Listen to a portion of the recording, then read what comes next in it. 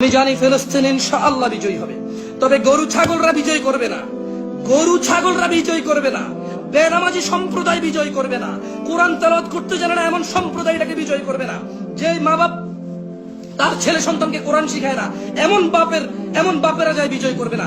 যে সন্তানরা সব বুঝে শুধু ইসলাম বোঝে না এমন সন্তানরা যায় বিজয় করবে না। ইনশাআল্লাহ বিজয় করবে কারা?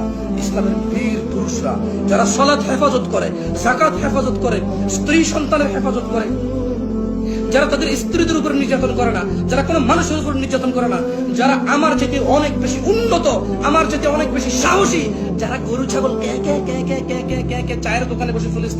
চায়ের দোকানে বসে যারা ফিলিস্তিনকে স্বাধীন করতে চায় তারা ফিলিস্তিন করবে না। এই আমার মতো কেউ ফেসবুকে লাইভে এসে ফিলিস্তিন স্বাধীন করবে না। যারা ফিলিস্তিন স্বাধীন করবে তারা ভিন্ন লেভেলের মানুষ হবে। যারা ফিলিস্তিন স্বাধীন করবে they are the real Muslim, they are the real fighter.